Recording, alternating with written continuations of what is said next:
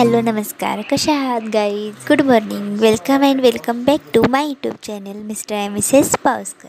तर तुम्हा सर्वांचं पुन्हा एकदा माझ्या नवीन ब्लॉगमध्ये खूप खूप स्वागत आहे. तर आज संडे आहे, संडेचा ब्लॉग आपण स्टार्ट करूया. तर आज मी लवकर उठले कारण की 2 दिवस झालं मला लेट उठायचं होत होतं. त्यामुळे म्हणलं आज लवकर उठायचं. तर लगेच सगळं पाणी वगैरे भरून घेतलं, पण त्याआधी ना पहिला वॉश करून घेतलं तिथलं वॉश बेसिन. कारण की काल रात्री पण मी केलं पण जर आज मला तरीसुद्धा कसं तर वेगळंच वाटलं, त्यामुळे म्हणलं पहिला ते वॉश करून घ्यावं. तर पाणी वगैरे भरायला मी सुरू केलं, पण त्याआधी सगळं बेसिन बघा मी वॉश करून घेतलं. आणि कसं आहे, रोज जरी 2 कळशा भरायच्या असले ना तरीसुद्धा मी ते पूर्ण कळशा वगैरे वॉश करून म्हणजे पूर्ण घासून वगैरे स्वच्छ मगच भरते. कारण की कसं आहे, एखाद्या दुसऱ्या दिवशी जर पाणी आलं नाही ना नळाला तर खर्चासाठी ना मी ह्याच कळशा घेत असते. त्यामुळे त्या स्वच्छ करून ठेवल्या तर बरं वाटतं, कारण की दुसऱ्या दिवशी यूज करायला पण काय वाटत नाही मला. खर्चाचं पाणी कसं सेविंगमध्ये ठेवलं ना काय वाटत नाही, कारण की ना मग परत पाणी संपलं ना मग बाहेरनं विकत वगैरे आणावं असं कधी होत नाही. कारण की बोरचं पाणी आहे खरं, ते आम्ही काही खर्चाला यूज करत नाही. तर पाणी वगैरे भरून झालं तर अजून माझा घसा थोडासा दुखत होता, त्यामुळे म्हटलं सकाळ सकाळी आधी गरम पाणी प्यावं. तर गरम पाणी पिताना माझं बघा हाल कसं होतं ते काय माहीत का, पण गरम पाणी प्यायचं म्हणलं की माझ्या जीवावर येतं. अजिबात गरम पाणी आवडत नाही. मागच्या वेळी तर मी चक्क ते स्ट्रॉनं पाणी पिलं, कारण की मला प्यायचंच होतं. घसा पण माझा असा थोडा खवखवत होता आणि दुखत होता. 2-3 दिवस सलग झाला असं थंड खाणं चालू होतं ना माझं, त्यामुळं. पण आज पण म्हटलं कसं तर प्यावं, तरीसुद्धा मी एवढं पाणी काही पिलं नाही. यातला अर्धा ग्लास तेवढं पाणी पिलं. पण म्हटलं बस ठीक आहे, तेवढ्यासाठी घसा आपला तेवढाच गरम होतं सकाळ सकाळी, कारण की गार पाणी पिलं ना मग ते जास्तच घसा दुखतो. त्यामुळे पाणी वगैरे माझं भरून झालं होतं, पण थोडीफार अशी जी भांडी होती ना म्हणजे ग्लास वगैरे मी काल रात्री वॉश केलं नाही. ग्लास परत ते तांब्या वगैरे परत ते मग घासायला घेतलं. तर माझं बेसिन वगैरे घासून झालं खरं. ते वरच्या ज्या चाव्या असतात ना म्हणजे नळ, ते घासायचे राहिले होते, पण मी ते ना स्क्रबनं घासत नाही. म्हणजे आपला भांडी घासायचा चोथा असतो ना त्यानं घासत नाही, कारण की ना त्याच्यावर लगेच स्क्रॅच पडलेले दिसते. आधी मला माहीत नव्हतं, तेव्हा मी 1-2दा स्क्रबनंच घासलं भांडी घासायच्या चोथानं, पण परत मला ते थोडे स्क्रॅच दिसायला लागले. त्यामुळे म्हणलं आता स्क्रबनं वगैरे घासायचं नाही. मऊ स्क्रब असला ना तर त्यानं मी घासते, पण आता तो पण नव्हता. त्यामुळे म्हणलं यावेळी आपण हाताचाच उपयोग करूया, म्हणून मी ते हाताला जास्त साबण लावला, परत त्या नळांना साबण लावला आणि त्यानं जरा धुतलं. पण ते पण चकचकीत निघतं, त्याचं काय एवढं हे नाही, कारण की ते लगेच असं थोडंसं जरी साबण लावला ना नळाला स्टीलच्या तर लगेच ते चकचकीत दिसतं वॉश केल्यावानी. त्यामुळे पहिल्यांदा ते वॉश करून घेतलं, कारण की दिवसभर आपल्याला किचनमध्ये काम करायचं असतं. आणि जर नळ ना असे खराब असले ना, त्याच्यावर डाग वगैरे व्हाईट कलरचे असं पडलं असेल ना तरी कसं तर वाटतं.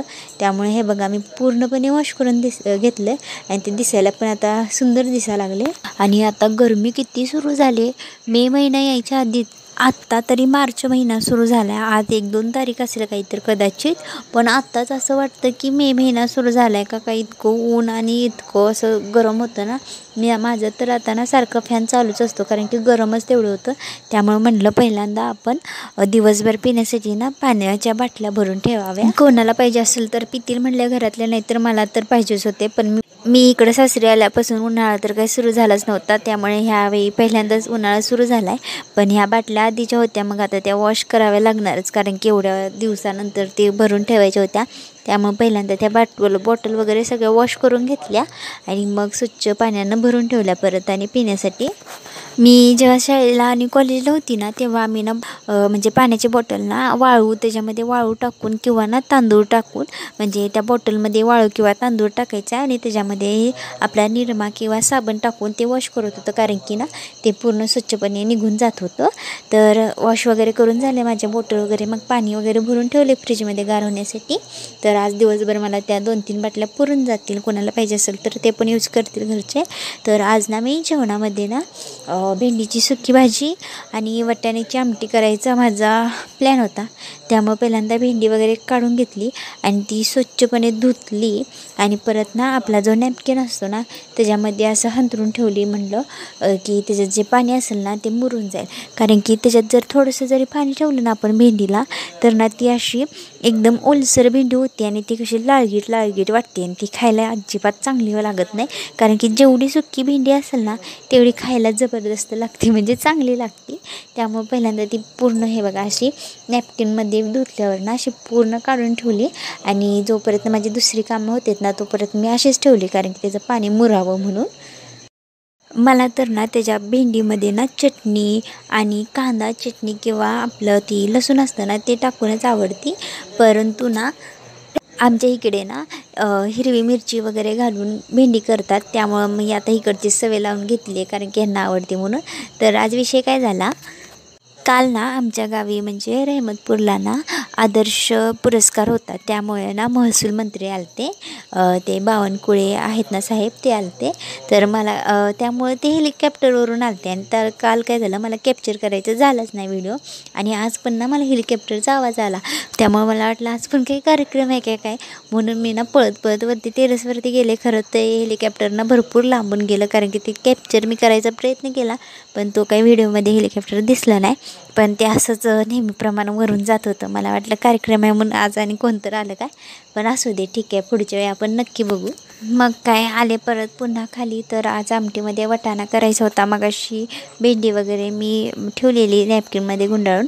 म्हटलं तोपर्यंत आपण ना वाटाणा सोलून घ्यावा, म्हणजे तोपर्यंत भेंडीतलं सगळं पाणी पण मुरून जाईल त्याच्यामध्ये. तर हा वाटाणाला मी भरपूर दिवस झालं ठेवलेला, म्हणजे 5-6 दिवस झालं मला करायचाच झाला नाही. ताजा आणलेला आणताना पण फ्रीजमध्ये ठेवलेला ना म्हणून हाय तसा होता. आणि मेन म्हणजे ह्याच्यात ना कीडच लागली नाही. नाहीतर एखाद्या वेळी मी जेव्हा बाजारातून आणते वाटाणा आणि त्याच्या दुसऱ्या तिसऱ्या दिवशी जरी करायला घेतला ना तरीसुद्धा त्याच्या आळ्या दिसतात. आता ह्या वाटाण्यामध्ये ना मी सोलताना एखाद्या जास्तीत जास्त 3-4 असे वाटाणे निघाले असतील, ज्याच्यामध्ये अशी बारीक बारीक आळ्या होत्या. नाहीतर बाकीचे हे बघा सगळे वाटाणे क्लिअर होते, म्हणजे सगळे वाटाणे चांगले होते. एकेकांकडनं एवढा चांगला माल भेटतो ना आपला बाजारात जे विकायला असतात ना त्यांच्याकडे, आणि एकेकांकडे असं भेटतं की आणल्या त्याच दिवशी आळ्या असते त्या. ते समजतच नाही असं का असतं ते, म्हणजे त्यांनी जास्त दिवस ठेवलेला माल आणलेला असतो का काय विकायला काय माहीत. पण त्याच्यात एक वेळी आळ्या असतात. आता हे बघा मी सोलते पण ह्याच्यामध्ये आळ्याच नाहीत. आणि मागच्या व्हिडिओमध्ये एकदा मी दाखवलेलं तुम्हाला किती आळ्या होत्या त्यामध्ये. तर पटकन वाटाणा वगैरे सोलून घेतला. तेवढ्यात मला आठवलं की बाबा पूजा पण करायची होती, कारण की माझी पूजा राहिलेली. आणि यावेळी मी आज लवकर उठलेली, त्यामुळं माझं जवळजवळ ना आता 9:30 नुकतेच वाजलेले 9:30. तोपर्यंत मी एवढी सगळी कामं करून घेतलेली लवकर उठलेली म्हणून. त्यामुळं पहिल्यांदा देवपूजा करायला बसली, कारण की देवपूजा करायचीच होती मला, कारण की 2-4 दिवस झालं देवपूजा माझ्याकडून तर झाली नव्हती. बाबांनी केली ती, खरं मी केली नव्हती.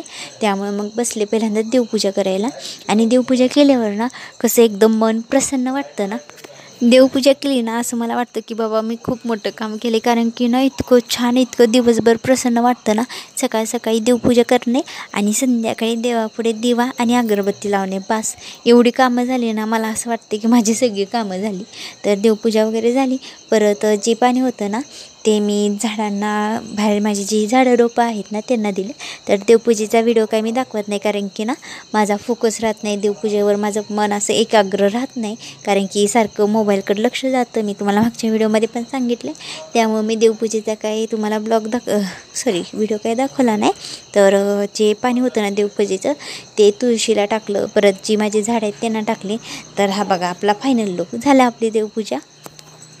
देवपूजा झाल्यावर माझी किचनमधली सगळी कामं झाली, म्हणजे कणिक मळून ठेवलेलं, परत वाटाण्याची आमटी करून ठेवलेली मी, परत भेंडीची सुकी भाजी पण करून ठेवली. ते काय व्हिडिओ केला नाही मी, कारण की फास्टमध्ये केले. पण परत मी रूममध्ये आले तर माझं बेडरूम आवरायचं होतं, त्यामुळे म्हटलं पहिल्यांदा बेडरूम आवरून घ्यावे. आणि यावेळी मला बेडशीट पण चेंज करायचं होतं, कारण की ते आधीचं होतं ते खराब झालं होतं, त्यामुळे ते धुवायला पण काढायचं होतं. तर हे नवीन बेडशीट वगैरे हंतरून घेतलं. आणि आज सगळ्यात माझा आवडता लुक मी केला आहे, म्हणजे माझे हेअरकट केला आहे मी थोडासा आणि परत ना माझी हेअर मी पूर्ण असे स्ट्रेट करून घेतले. खूप दिवसातून केली ती. कसं दिसते मला नक्की सांगा. आणि आपला व्हिडिओ आवडल्यास लाईक करा, शेअर करा, सबस्क्राईब करा. आणि मला तर हा माझा लुक भरपूर आवडला आहे. आता हे मी केस धुतल्यावर जाईल, कारण की मी काही परमनंट केलं नाही हेअर स्ट्रेटनिंग, थोड्या वेळासाठी केलं होतं, पण मला आवडलं भरपूर. तर आज हा दुपारचा मेनू असा होता. तर व्हिडिओ कसा वाटला नक्की सांगा, ब्लॉग कसा वाटला नक्की सांगा. लाईक करा, शेअर करा, सबस्क्राईब करा आणि कमेंट करा. बाय.